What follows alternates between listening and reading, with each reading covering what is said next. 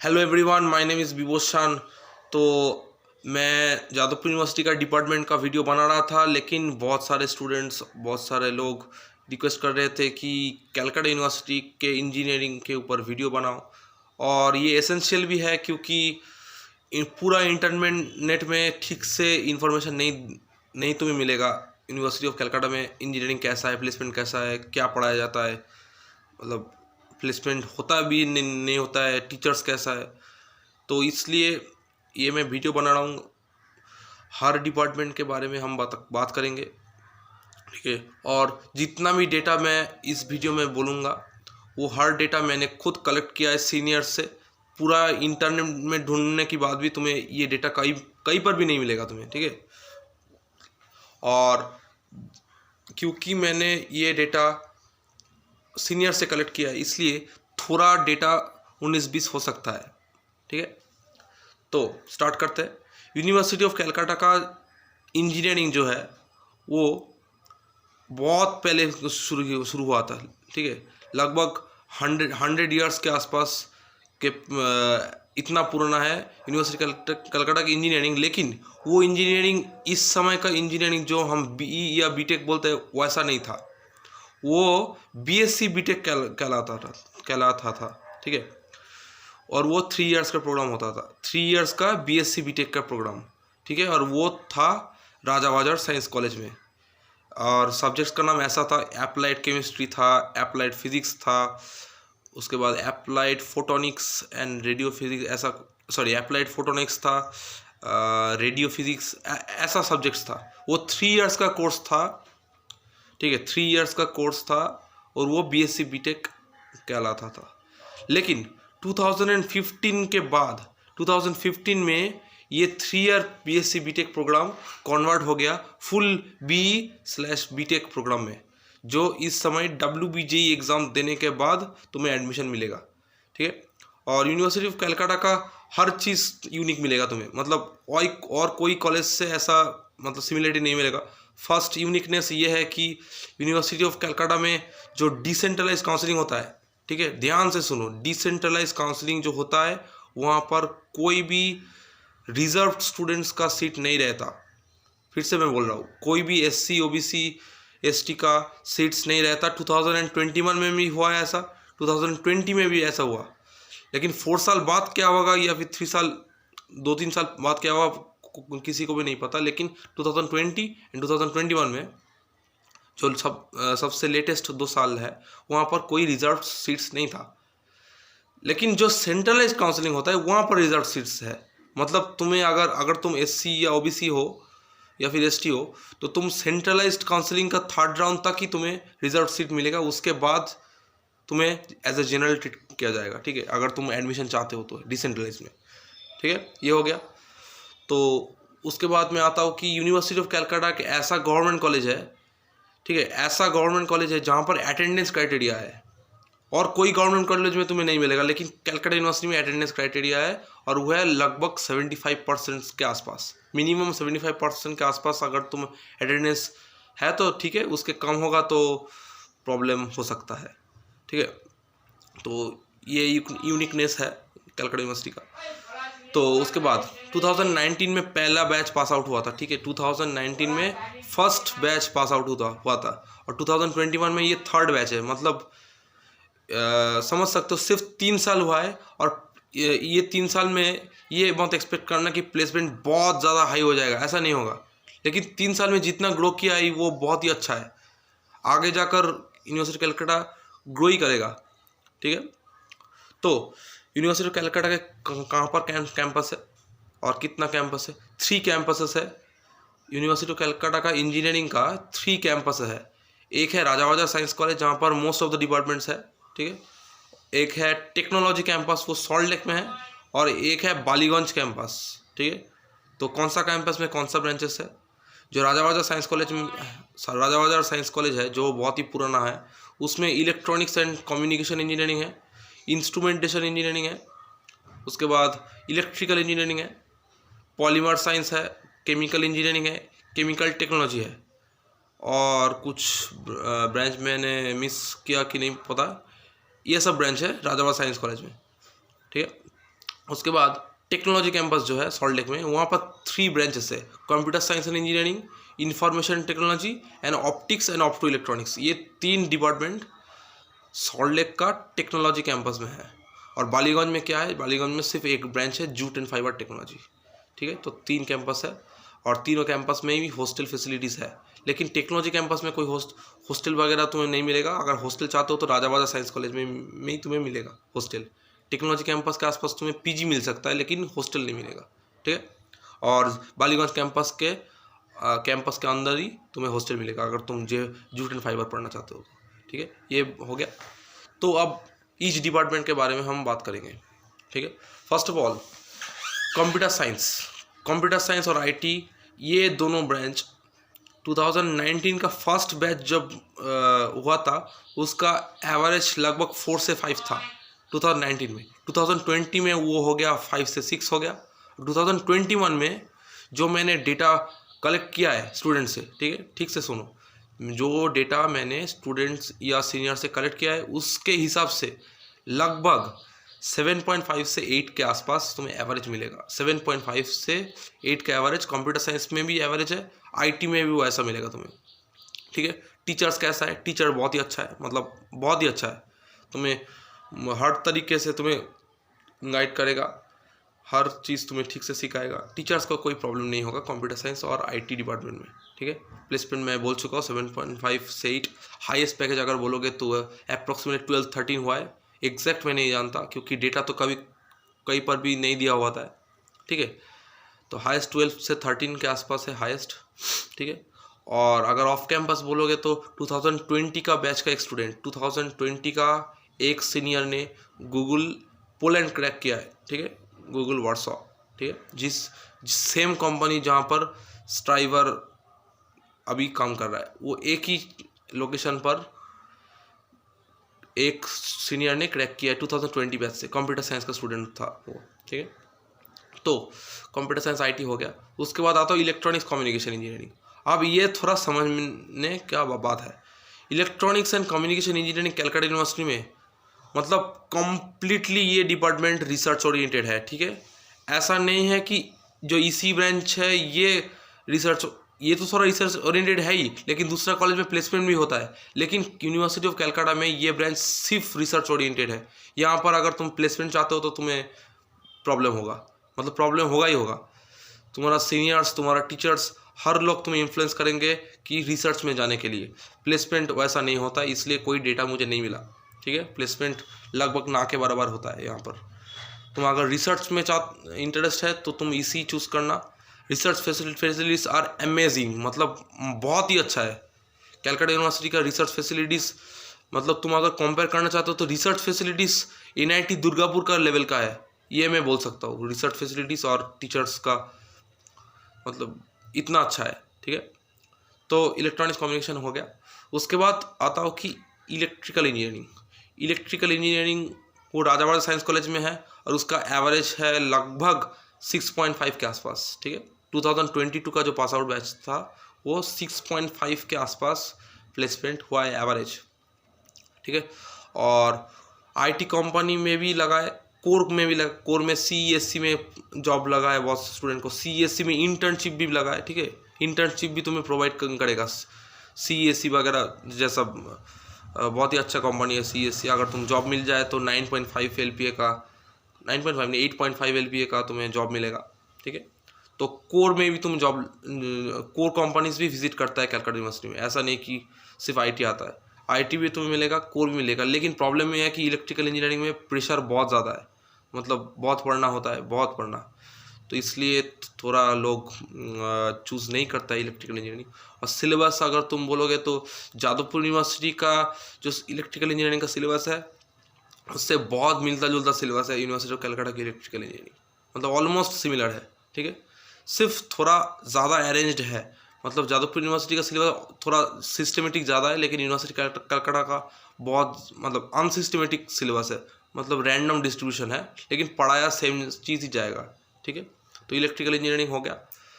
उसके बाद इंस्ट्रूमेंटेशन में मैं बात करूँगा, तो इंस्ट्रूमेंटेशन में तुम ऑफिशियली तुम्हें कोडिंग सिखाया जाएगा सिलेबस में, डेटा स्ट्रक्चर एल्गोरिथम सिलेबस में है। ठीक है, और इसका भी सिलेबस जादवपुर का इलेक्ट्रॉनिक्स एंड इंस्ट्रूमेंटेशन जो ब्रांच है उससे मिलता जुलता सिलेबस है तो मिलेगा। प्लेसमेंट अगर बोलोगे तो एवरेज 6 LP है, इंस्ट्रूमेंटेशन का एवरेज 6 LP है। हाईएस्ट अगर बोलोगे तो 9 से 10 के आसपास हाईएस्ट पैकेज है। कोर कंपनीज भी आता है जैसे कि लिंडे जैसे कोर कंपनी जो 6 LP देता है वो आता है। सॉफ्टवेयर कंपनी भी आता है, ठीक है। TCS डिजिटल, एक्सेंचर, IBM ऐसा सॉफ्टवेयर कंपनी से आता है, ठीक है। और देखो कंपनी का ज़्यादा नाम मैं नहीं रिवील करना चाहता क्योंकि मैं कोई भी कंपनी गारंटी नहीं है कि वो कोई साल आएगा या फिर उसके बाद साल नहीं आएगा, ठीक है। इसलिए ज़्यादा कंपनी में नहीं बोलना चाहता, ठीक है। तो इंस्ट्रूमेंटेशन हो गया, 6 LP है, एवरेज है। अगर तुम इलेक्ट्रॉनिक्स वैसा इंस्ट्रूमेंटेशन पता है वो एक मिक्सचर होता है, थोड़ा इलेक्ट्रॉनिक्स है, थोड़ा कंप्यूटर साइंस है, थोड़ा इलेक्ट्रिकल का कुछ पार्ट है, कुछ मैकेनिकल का भी पार्ट है, ठीक है। ये मिक्सचर है ये इंस्ट्रूमेंटेशन इंजीनियरिंग ब्रांच, ठीक है। तो ये ब्रांच हो गया। तो ये था इसके बाद जो ब्रांच है वो है ऑप्टिक्स एंड ऑप्टो इलेक्ट्रॉनिक्स। ये लास्ट सर्किटल ब्रांच है, ठीक है। ऑप्टिक्स ऑप्टो इलेक्ट्रॉनिक्स ये सर्किटल ब्रांच है, ठीक है। लेकिन सर्किटल ब्रांच होने के बावजूद यहाँ पर प्लेसमेंट लगभग नेग्लिजिबल है। ऑप्टिक्स ऑप्टो इलेक्ट्रॉनिक्स ये डिपार्टमेंट तो सॉल्ट लेक में है, तुम्हें पहले बोल चुका हूँ, टेक्नोलॉजी कैंपस में।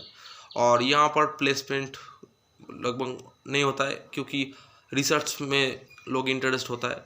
और ऑप्टिक्स ये ऐसा ब्रांच है जहाँ बहुत ही कम इंडिया में ऐसा कॉलेज है जहाँ पर ऑप्टिक्स पढ़ा जाता है, तो इसलिए थोड़ा यूनिक है ये।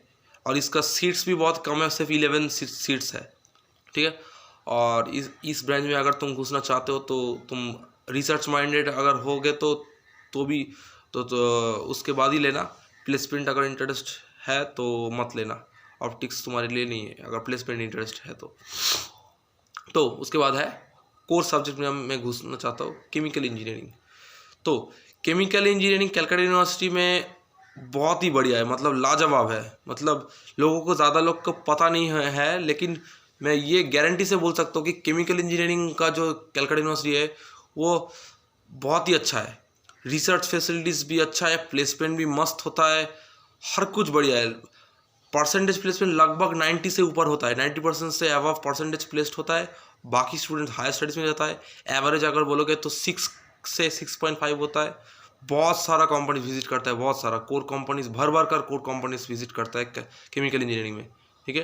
प्लेसमेंट का कोई प्रॉब्लम होगा ही नहीं। अगर तुम प्लेसमेंट में इंटरेस्ट है तो केमिकल इंजीनियरिंग में तुम बहुत ही बड़ी शानदार प्लेसमेंट तुम्हें मिलेगा। बहुत हाई सैलरी नहीं मिलेगा लेकिन प्लेसमेंट तुम्हें मिल जाएगा, ठीक है। और प्लेसमेंट 3-4 LP नहीं, 5, 6, 7 LP, 8 LP, 9 LP तक भी तुम्हें मिल जाएगा कलकत्ता यूनिवर्सिटी का केमिकल इंजीनियरिंग से। तो इसके बाद एक ऐसा डिपार्टमेंट के मैं आता हूँ, पॉलीमर साइंस एंड टेक्नोलॉजी। तो ये ब्रांच कितना ज़्यादा अच्छा है लोगों को पता भी नहीं है क्योंकि ये ब्रांच इतना कम जगह में पढ़ाया जाता है, लेकिन फिर भी पॉलीमर का डिमांड इतना हाई है। कैसा डिमांड हाई है? तुम सोच रहे हो कि क्या मैं बोल रहा हूँ कि कौन बोलता है पॉलीमर का डिमांड है। तुम जिस फ़ोन में, जिस लैपटॉप में ये वीडियो देख रहे हो उसका कवर पॉलीमर से बना है, ठीक है। जो टेबल का क्लॉथ है, जितना भी पेंट्स है, जितना भी टायर्स है, जितना भी मतलब हर जगह पॉलीमर तुम्हें मिलेगा। पॉलीमर के सिवाय तुम एक पैर भी नहीं तुम चल सकते हो। जितना भी वाटर बॉटल है, जितना भी यूटेंसिल्स का हैंडल्स है, उसके बाद इलेक्ट्रिकल इक्विपमेंट्स का जो इंसुलेटिंग मटेरियल है वो सब पॉलीमर से बना है। तो पॉलीमर इतना हाई डिमांडेड के ब्रांच है लेकिन फिर भी बहुत कम जगह पढ़ाया जाता है। अगर तुम गवर्नमेंट कॉलेज बोलोगे तो पूरा इंडिया में सिर्फ 3 कॉलेज गवर्नमेंट कॉलेज में पढ़ाया जाता है। एक है ICT Mumbai, institute of chemical technology, एक है IIT रुड़की। मैं सिर्फ बैचलर की बात कर रहा हूँ, ठीक है, बैचलर डिग्री BTech या फिर BE। IIT रुड़की में पॉलीमर साइंस है और यूनिवर्सिटी ऑफ कलकत्ता में है। तो बहुत हो गया बातें, तो प्लेसमेंट के बारे में बात करते।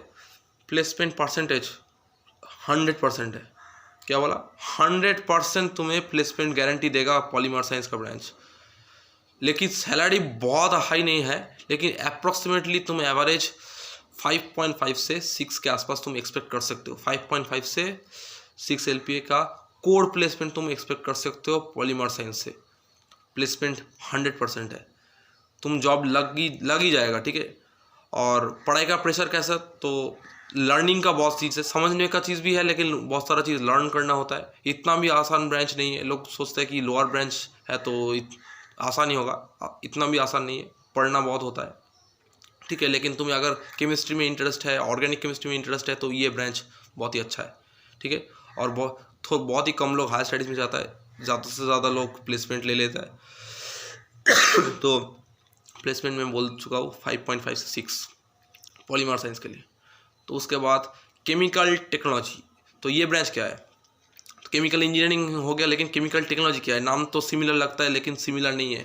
केमिकल टेक्नोलॉजी एक मिक्सचर है, ceramic technology, pharmaceutical technology, petroleum, ये सब चीज़ का मिक्सचर है, ठीक है। हर मिक्सचर तुम्हें डिटेल में पढ़ाया जाएगा, लेकिन प्रॉब्लम ये है कि प्लेसमेंट सिर्फ सेरामिक में ही होता है, थोड़ा बहुत होता है, सिर्फ सेरामिक में होता है, और फार्मेसी के में लगभग ना के बराबर होता है, मतलब ऑलमोस्ट नील, ठीक है। तो इसलिए केमिकल टेक्नोलॉजी का प्लेसमेंट थोड़ा डाउन होता है। और अगर एवरेज बोलोगे तो जैसे कि प्लेसमेंट कम होता है, तो एवरेज अप्रॉक्सीमेटली 4 से 4.5 के बीच वेरी करता है। कुछ लोग कोडिंग करके आईटी कंपनीज में भी बैठता है, इसलिए 4.55 भी 6-7 भी कुछ स्टूडेंट का मिल जाता है, लेकिन कोर बोलोगे तो बहुत ही कम है, ठीक है। तो इसके बाद last branch jute and fibre technology. जैसे कि मैं कट ऑफ्स नहीं डिस्कस करता, लेकिन ये ब्रांच का मैं बोलना चाहता हूँ कि हर साल जूट एंड फाइबर का कट ऑफ बहुत ही पीछे चला जाता है, बहुत ही पीछे, लगभग 30,000, 40,000, 50,000 का स्टूडेंट भी ये ब्रांच में एडमिशन लेता है, ठीक है। तो इसलिए तुम अगर कोई प्राइवेट कॉलेज में कंप्यूटर जैसे कि नाडुला वगैरह, बीपी पोद्दार या फिर गुरु नानक में अगर कंप्यूटर साइंस मिलेगा और कैलकाटा यूनिवर्सिटी में जूट एंड फाइबर मिलेगा, तो मैं बोलूँगा कि कैलकाटा यूनिवर्सिटी में जूट एंड फाइबर बेहतर है। ऐसा क्यों? क्योंकि देखो, गुरु नानक नाडुला में कौन सा कंपनी विजिट करता है? टीसीएस, विप्रो, ठीक है, कॉग्निजेंट में ठीक से नहीं आता, टीसीएस, इन्फोसिस, विप्रो, तो ये कंपनीज तो कैलकाटा यूनिवर्सिटी में विजिट करता है। उसके बाद तुम्हें गवर्नमेंट कॉलेज का टैग मिलेगा, ठीक है, गवर्नमेंट कॉलेज का टैग मिलेगा, फीस बहुत ही कम है। उसके बाद तुम ब्रांच अपग्रेडेशन भी हो सकता है। जूट एंड फाइबर से बहुत सारे स्टूडेंट अपग्रेड करके पॉलीमर या केमिकल इंजीनियरिंग में चला जाता है, इंस्ट्रूमेंटेशन में चला जाता है, ये तुम्हें फैसिलिटीज़ मिलेगा। उसके बाद जूट एंड फाइबर का कोर कंपनीज भी थोड़ा बहुत आता है, ठीक है। देखो, जूट एंड फाइबर का ब्रांच एकदम यूनिक है। ये ब्रांच लगभग मिलता जुलता है टेक्सटाइल इंजीनियरिंग से। टेक्सटाइल इंजीनियरिंग जो श्रीरामपुर, बहरमपुर या फिर आईआईटी दिल्ली में जो टेक्सटाइल इंजीनियरिंग है, उससे थोड़ा बहुत मिलता जुलता सिलेबस है। और कोर कंपनीज बहुत ही कम होता है, सिर्फ 3-4 ऐसा मैंने सुना है कि आता है। सैलरी भी बहुत ही कम होता है। ज़्यादा से ज़्यादा लोग ये कंसल्टेंसी या फिर आईटी कंपनीज में चला जाता है। बहुत सारा आईटी कंपनीज हर डिपार्टमेंट को अलाउ कर देता है। एकेडमिक प्रेशर अगर बोलोगे तो बहुत हाई नहीं है, लगभग थोड़ा थ्योरेटिकल सब्जेक्ट है जूट एंड फाइबर, ठीक है।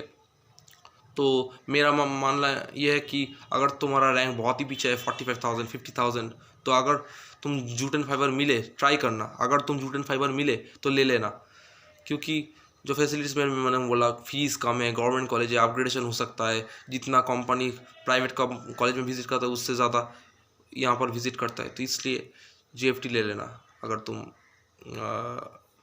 इंटरेस्ट है तो, ठीक है। तो हर ब्रांच के बारे में मैंने बात कर चुका हूँ। तो प्लेसमेंट तो भर कर होता है। सिविल इलेक्ट्रॉनिक्स, कम्युनिकेशन इंजीनियरिंग, जीएफटी और केमिकल टेक्नोलॉजी, इन 3 ब्रांच में थोड़ा दिक्कत है प्लेसमेंट। हाँ, ऑप्टिक्स, ऑप्टिकल इलेक्ट्रॉनिक्स में, ईसी और ऑप्टिक्स में लगभग ना के बराबर होता है। केमिकल टेक्नोलॉजी और जीएफटी में थोड़ा कम होता है प्लेसमेंट। बाकी हर ब्रांच में प्लेसमेंट का कोई प्रॉब्लम नहीं होता है। लेकिन देखो, तुम लोगों से सुनोगे कि यूनिवर्सिटी कलकत्ता में मत जाना, वहाँ पर प्रॉब्लम होगा। ये बात मैं डिस्कस करना चाहता हूँ कि क्या प्रॉब्लम है कलकत्ता यूनिवर्सिटी में, लोग क्यों नहीं जाते कलकत्ता यूनिवर्सिटी का। तुम ये बात तुम सुनोगे कि कलकत्ता यूनिवर्सिटी का टीचर्स नंबर्स नहीं देते, एग्ज़ाम में बहुत कम नंबर देता है। तो ये कितना सच्चाई है? तो इसका आंसर ये है कि कलकत्ता यूनिवर्सिटी का टीचर्स नंबर कम नहीं देता है, नंबर ऑनेस्टली देता है, ठीक है। दूसरा कॉलेज क्या होता है कि नंबर भर भर कर नंबर देता है, जितना डिजर्विंग है उससे थोड़ा ज़्यादा ही नंबर दे देता है दूसरा कॉलेज। लेकिन कैलकाटा यूनिवर्सिटी में क्या होता है, जितना तुम डिजर्व करोगे उतना ही देगा, थोड़ा ज़्यादा भी नहीं देगा, थोड़ा कम भी नहीं देगा। जितना तुम लिखोगे उतना ही तुम्हें मार्क्स देगा। तो इसलिए लोगों को लगता है कि मार्क्स कम देता है टीचर्स। तो रिलेटिवली अगर बोलोगे तो सही भी है, मार्क्स कम होता है दूसरा कॉलेज के मामले में। इसलिए सीजीपीए, बहुत हाई सीजीपीए स्कोर करना थोड़ा मुश्किल हो जाता है कैलकाटा यूनिवर्सिटी में। लेकिन अगर तुम पढ़ोगे तो कोई नहीं रोक सकता। इंटेंशनली कोई मार्क्स नहीं करता, ठीक है। अगर तुम आंसर ठीक से लिखोगे तो मिलेगा ही मिलेगा तुम्हें मार्क्स, ठीक है। तो प्लेसमेंट का कोई प्रॉब्लम नहीं है। फीस अगर बोलोगे तो कैलकाटा यूनिवर्सिटी का बहुत ही कम है। अप्रॉक्सीमेट 25,000 के अंदर तुम 4 ईयर का इंजीनियरिंग कंप्लीट हो जाएगा। One of the cheapest engineering college है पूरा इंडिया में, ठीक है। तो प्लेसमेंट मस्त है, फीस कम है। यूनिवर्सिटी ऑफ कैलकाटा का टैग मिलेगा, जो इतना लेजेंडरी एक यूनिवर्सिटी है, जो रेस्टेब्लिश हुआ था 1853 के आसपास। 1850 के मतलब एग्जैक्ट डेट नहीं पता, लेकिन लगभग मोर देन 150 ईयर्स हो चुका है ये कॉलेज। इतना ज़्यादा हेरिटेज है ये कॉलेज में। तो अगर तुम पार्ट बनना चाहते हो कि ये लेजेंडरी यूनिवर्सिटी का, तुम एडमिशन ले सकते हो। डिसेंट्रलाइज 3 राउंड होता है। सेंट्रलाइज के बाद डिसेंट्रलाइज का कट ऑफ बहुत दूर चला जाता है। अगर तुम एक्सपेक्टेशन ना भी है फिर भी तुम अप्लाई कर देना, ठीक है। और ये सब चीज़ है, मैं हर पॉइंट डिस्कस कर चुका हूँ यूनिवर्सिटी ऑफ कैलकाटा का। और ये ग्रो ही करेगा आगे टाइम में। इस वक्त सिर्फ 3 बैच पास आउट हुआ है, इससे ही इतना अच्छा प्लेसमेंट हो रहा है, ठीक है। 6.5 LPA का एवरेज ख़राब नहीं है, बहुत ही अच्छा है। जैसे तुम कंपैरिजन अगर करोगे टेक्नोमेन, हेरिटेज, IIM का, वहाँ पर एवरेज लगभग 5.5 होता है। IIM का कंप्यूटर साइंस अप्रॉक्सीमेटली 6 LPA के आसपास होता है, जहाँ पर यहाँ पर केमिकल इंजीनियरिंग ही 6 LPA तुम्हें देगा। इलेक्ट्रिकल इंजीनियरिंग उससे ज़्यादा देगा। फीस इतना कम है, गवर्नमेंट कॉलेज है, ठीक है। तो ये सब फीस। और हाँ, यूनिवर्सिटी कैलकाटा एक ऑटोनोमस है, कोई भी मैकआउट या फिर जादवपुर का सिलेबस से एग्जैक्ट नहीं मिलेगा, लगभग मिलता जुलता मिलेगा, लेकिन पूरा ऑटोनोमस है, ठीक है। और ऑटोनोमस है, इसका एडवांटेज ये है कि अगर तुम टीचर से लाइव इंटरेक्शन कर सकते हो एग्ज़ाम के रिलेटेड, क्योंकि टीचर्स ही क्वेश्चन सेट करता है। तो हर चीज़ मैं डिस्कस कर चुका हूँ। उसके बाद भी अगर तुम कोई डाउट है तो नीचे कमेंट सेक्शन में लिखना, मैं क्लियर कर दूंगा, ठीक है। तो हो गया, तो अगले वीडियो के लिए वेट करो। मिलते हैं अगले वीडियो में, तब तक के लिए ओके बाय।